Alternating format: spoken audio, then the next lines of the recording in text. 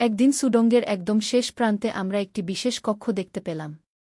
সেই কক্ষের দরজায় একটি অদ্ভুত তালা লাগানো ছিল এবং সেই তালা খোলার জন্য একটি বিশেষ চাবির প্রয়োজন ছিল। কক্ষের দরজায় লেখা ছিল যে এটি খোলা যাবে শুধুমাত্র সেই সময়ে যখন সমস্ত পবিত্র সম্পদ তাদের আসল জায়গায় ফেরত দেওয়া হবে। এই দেখে আমাদের কৌতূহল আরও বেড়ে গেল। আমরা বুঝতে পারলাম যে আমাদের কাজ এখনও শেষ হয়নি। আমাদের প্রথমে সমস্ত সম্পদ ফেরত দিতে হবে, তবেই আমরা জানতে পারব যে এই গোপন কক্ষে কি রয়েছে।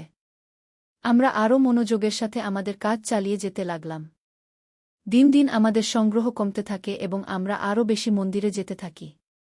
প্রতিটি স্থানে আমরা যে স্বাগত সম্ভাষণ পাই তা আমাদের আরও অনুপ্রাণিত করে। কয়েক মাস পর আমরা দেখলাম যে সুডঙ্গের সমস্ত বাক্স খালি হয়ে গেছে। সব জিনিসপত্র তাদের আসল জায়গায় ফেরত দিয়ে দেওয়া হয়েছে। এখন সময় এসেছে সেই রহস্যময় কক্ষ খোলার। কিন্তু আমাদের কাছে কক্ষের দরজা খুলে আমরা যা দেখলাম তা আমাদের সবার কল্পনার বাইরে ছিল।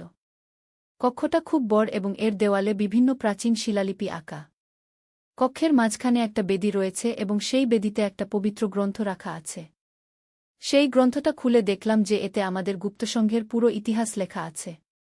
এতে লেখা আছে যে এই সংঘের উদ্দেশ্য ছিল ধর্মীয় ঐতিহ্য এবং সংস্কৃতি রক্ষা করা, এবং যারা এই কাজ সম্পূর্ণ করবেন তারা এই গুপ্তসংঘের নতুন অভিভাবক হিসেবে স্বীকৃত হবেন। গ্রন্থে আরও লেখা ছিল যে আমাদের এখন একটা নতুন দায়িত্ব রয়েছে।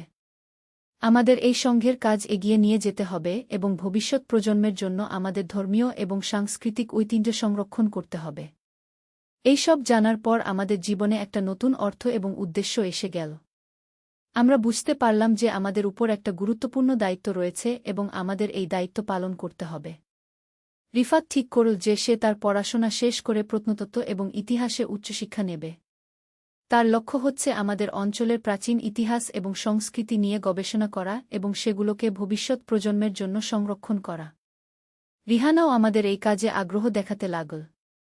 সে বল যে বড় হয়ে সে আমাদের পারিবারিক ঐতিহ্য নিয়ে কাজ করতে চায়। শামিউলও আমাদের এই নতুন জীবনের মিশনে পুরোপুরি সমর্থন দিলেন। আমরা ঠিক করলাম যে আমরা আমাদের বাড়িতে একটা ছোট জাদুঘর তৈরি করব, যেখানে আমাদের অঞ্চলের প্রাচীন ইতিহাস এবং সংস্কৃতির নিদর্শন প্রদর্শিত হবে। এবং আমরা নিয়মিত শিক্ষা প্রতিষ্ঠানে গিয়ে ছাত্রছাত্রীদের আমাদের ঐতিহ্য সম্পর্কে সচেতন করব।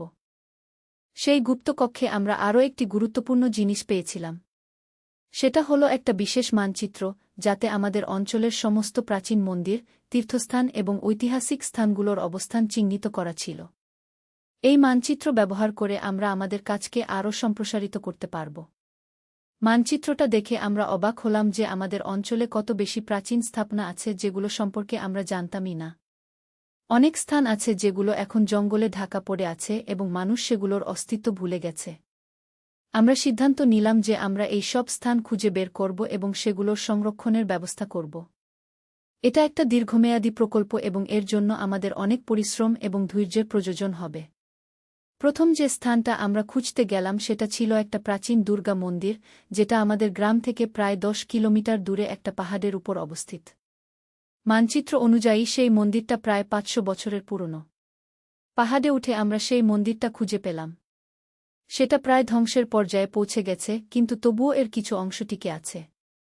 মন্দিরের গায়ে কিছু সুন্দর ভাস্কর্য খোদাই করা আছে যেগুলো এখনও দেখার মতো। আমরা সেই মন্দিরের ছবি তুললাম এবং স্থানীয় প্রশাসনকে জানালাম যে এখানে একটা গুরুত্বপূর্ণ ঐতিহাসিক স্থাপনা আছে। তারা আমাদের বললেন যে তারা এই বিষয়ে প্রত্নতত্ত্ব বিভাগের সাথে কথা বলবেন। এভাবে একটার পর একটা স্থান আমরা খুঁজে বের করতে লাগলাম। প্রতিটি স্থানে আমরা নতুন কিছু না কিছু আবিষ্কার করতাম। কোথাও পুরনো শিলালিপি, কোথাও প্রাচীন মূর্তির ভগ্নাবশেষ, আর কোথাও পুরনো স্থাপত্যের নমুনা। এই কাজ করতে করতে আমাদের অঞ্চলের মানুষরাও আমাদের কাজে আগ্রহ দেখাতে লাগল। অনেকেই আমাদের সাথে যোগ দিল এবং তারাও তাদের এলাকার প্রাচীন স্থাপনাগুলো সম্পর্কে তথ্য দিতে লাগল।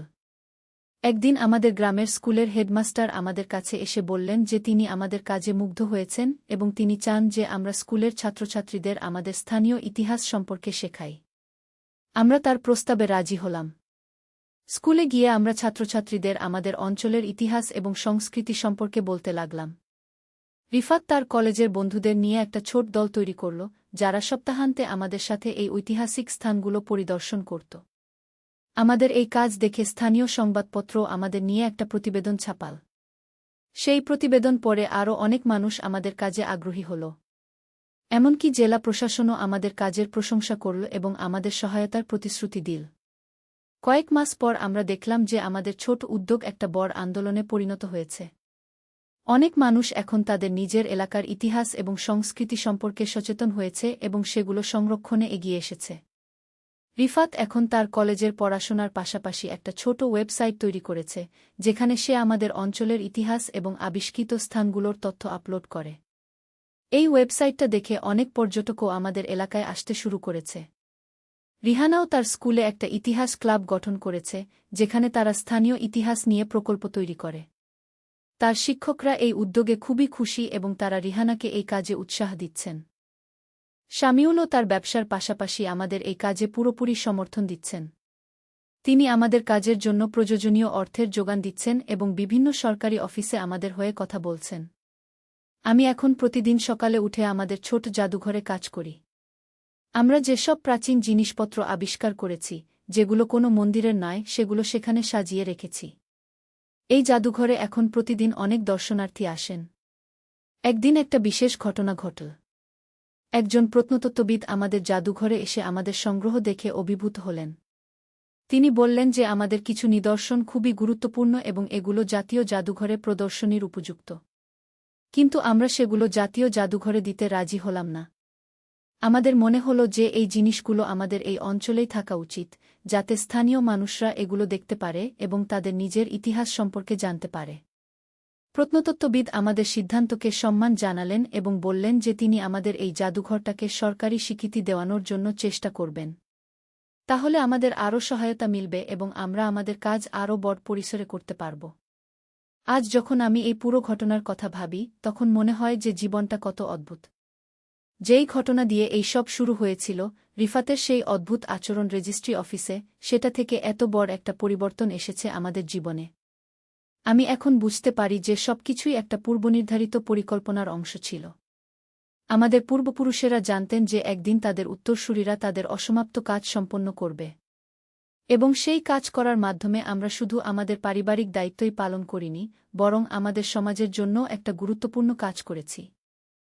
রিফাত এখন তার পড়াশোনা শেষ করার পর বিদেশে উচ্চশিক্ষা নেওয়ার পরিকল্পনা করছে। কিন্তু সে বলেছে যে সে পড়াশোনা শেষ করে আবার দেশে ফিরে এসে আমাদের এই কাজকে আরও এগিয়ে নিয়ে যাবে। তার লক্ষ্য হচ্ছে আমাদের অঞ্চলকে একটা গুরুত্বপূর্ণ ঐতিহাসিক পর্যটন কেন্দ্র হিসেবে গড়ে তোলা। রিহানাও বলেছে যে সে বড় হয়ে আমাদের পারিবারিক ঐতিহ্য রক্ষার কাজ চালিয়ে যাবে।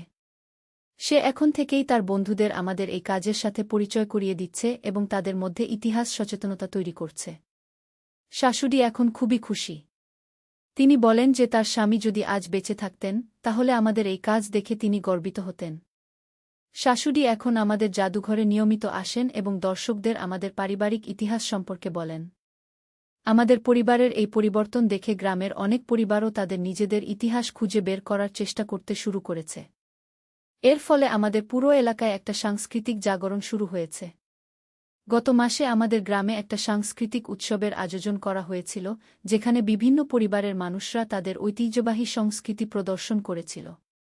এই উৎসবে অনেক দূর দূরান্ত থেকে মানুষ এসেছিল এবং আমাদের অঞ্চলের সমৃদ্ধ সংস্কৃতি দেখে অভিভূত হয়েছিল। আমি এখন বুঝতে পারি যে আমাদের জীবনের প্রতিটি মুহূর্তেরই একটা অর্থ আছে। যে ঘটনাগুলো প্রথমে আমাদের কাছে অদ্ভুত এবং রহস্যময় মনে হয়েছিল, সেগুলোই আসলে আমাদের জীবনকে একটা নতুন দিকে নিয়ে গেছে। আজকাল যখন আমি আমাদের সেই পুরনো জমিতে বসি